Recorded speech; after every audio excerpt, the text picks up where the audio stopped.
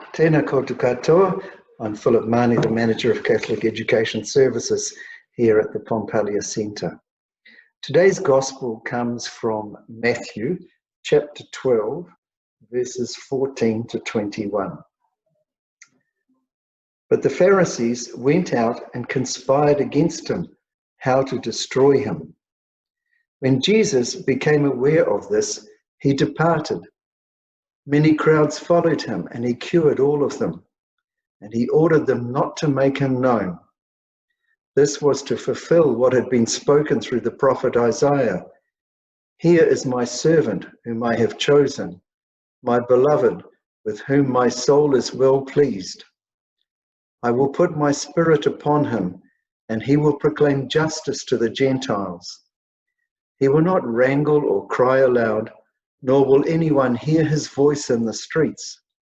He will not break a bruised reed or quench a smouldering wick, until he brings justice to victory, and in his name the Gentiles will hope.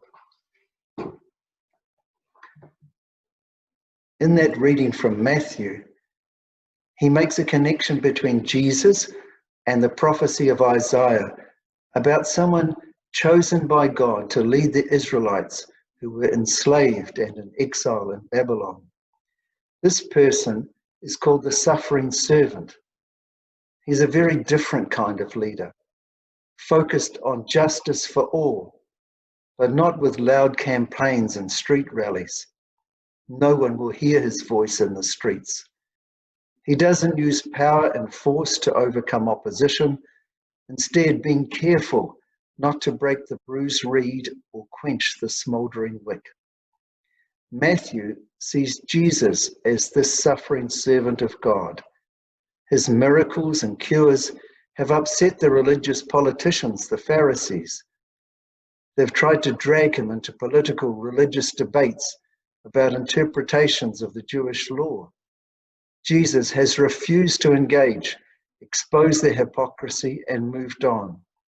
Still, the crowds follow him, and so he responds to their needs, curing many of them, but at the same time ordering them not to talk about what he is doing, because he knows the Pharisees are now planning to destroy him and doesn't want to provide them with more reasons to do so.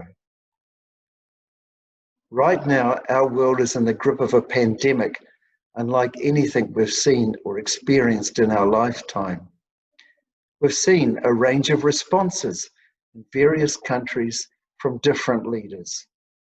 Some are people-focused, while others have prioritized economies and accepted large numbers of deaths as collateral damage.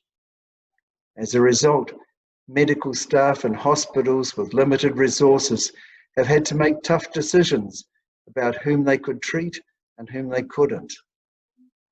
If Jesus, the suffering servant, was leading a country at this time, what would his response be? He stood for justice for all, not for a privileged few. He would not have turned the pandemic into a political opportunity.